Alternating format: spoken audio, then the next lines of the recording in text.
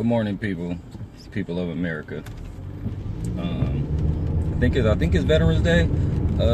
Thank you, veterans, for giving me the day off. I just want to say thank you for real though, to the people who,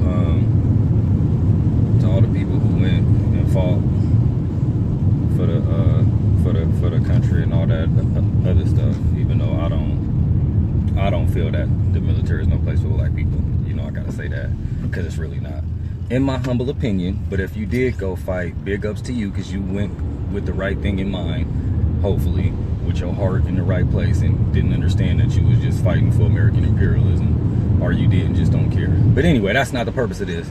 But I hope everybody is safe on this wet, nasty looking day. But so yesterday, we had a graduation at my job, right? And somebody said something, there was a guest speaker, and the sister was basically giving her testimony, telling her history and everything with the drug abuse and how she came from the gutter to where she at now, right? Big ups to the sister. I ain't gonna say her name because I'm gonna keep it anonymous. But she said something in there that touched me. And what she said was small, but it was so profound, right? And she said, she was talking about her history, and she said, I usually abandon people before they abandon me.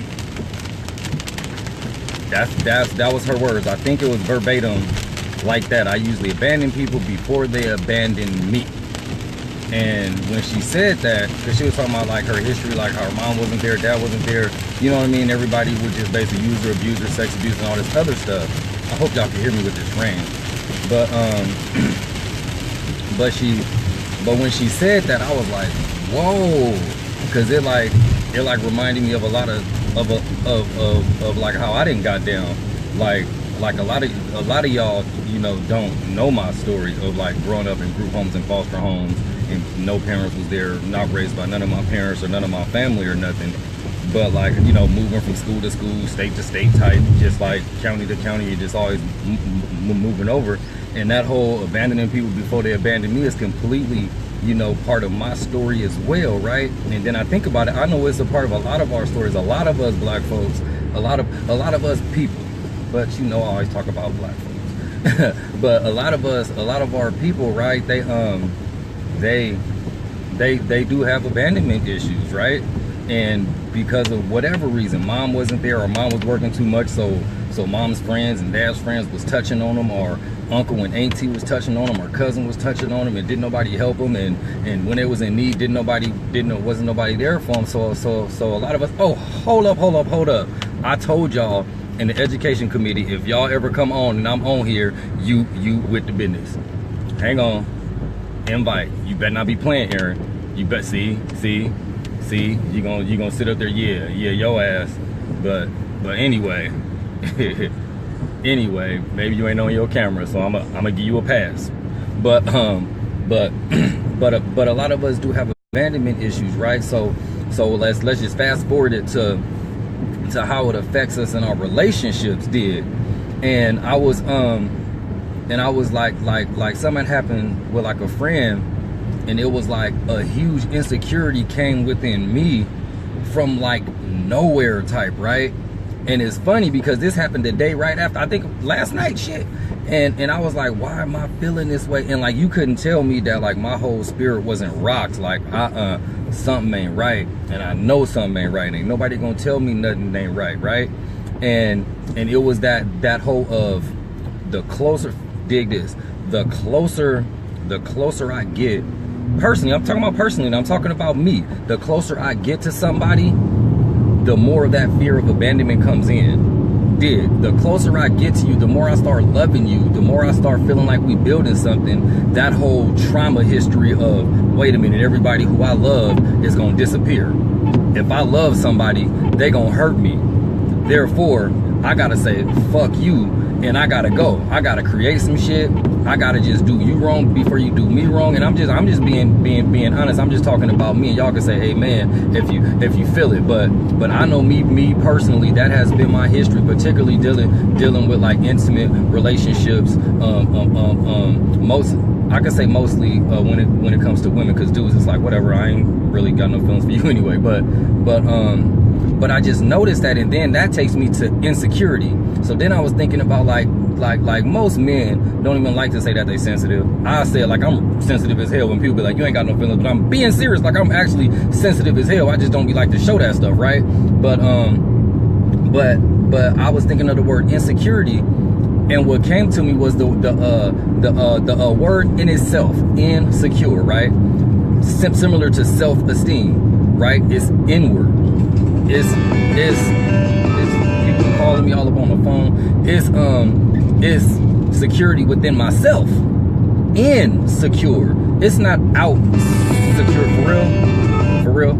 It's not out secure like you're making me feel some kind of way, right? You're making me feel something. No, it's insecure. It's how LaRone feel about himself, right?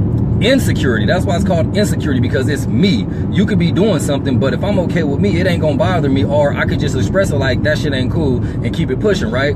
But insecurity is toxic, in my opinion. When it comes to relationships, right? Insecurity can be just toxic and really mess off a good thing. So I had to tell myself, okay, what is it in you, in me, that makes me feel some kind of way, that makes me feel like I gotta detach from this person, or I gotta create some tension that's not even there, right? And I'm telling you all this not to air my personal feelings and my personal history, but hopefully shed some light on other people, so we could just think about this more, so we could fix our relationships. Because when we talk about relationships in the Black community, we really don't like each other, whether we admit it or not. A lot of us don't like each other. A lot of us don't like being Black. A lot of us would rather be anything but Black. The blacker we are, seems like the more we don't like each other. And that's just what I observe. Even us who be walking around saying Black power and I'm Black conscious and all this other stuff, when you look at it, we still calling each other nigga. We still talking about, oh, light-skinned is better. You know, the wavy light-skinned girls with the pretty eyes type, right? We still seem to be more attracted to anything that's not African. The less African you are, the better. Anyway, back to the insecurity piece. So I start thinking, like, what is it in you that is not secure? And then it went me back to the old girl when she said, I abandon people before they abandon me. Therefore, the closer I get you, as long as I don't value you, as long as I'm not respecting you, as long as I don't think that you really it, I ain't got to worry about abandonment, because I don't care. But once I start caring and opening myself up to you, oh shit, now you might leave me, and that might hurt. You feel me? So that's pretty much all I had to say. That's pretty much all I had to say. I had the thought, and I wanted to let it out, because that's what I do. I think my thoughts and I let them out, because I ain't scared of you. I ain't scared of you, damn it. But yeah, hopefully somebody gets some up out of that. I hear you, Kenya. I hear you, girl. I hear you. We all go through it, and that's why this is something that I feel is kind of universal to the human family. But in terms of Black folks, we kind of get it just like everything else. We kind of get it just a little bit worse, because some of our issues run a little bit deeper. But yeah, man. So basically, what I want to encourage everybody to do is look at themselves and see what's going on, so you can get it out, right? Get it out. Get it out. Don't just sit on that stuff and try to be tough. And I'm tough, and I love you too, Pop. You soldier, you. Yes, I do. You already. But yeah, get that shit out, man. Don't just sit on that, man, because that stuff hurt, and that stuff keep us down. That stuff keep us going back to a bottle. That stuff keep us going back to a bag, or that stuff keep us in a toe back relationship, because we feel that that's all that we worth. And I know damn well I'm worth more than that.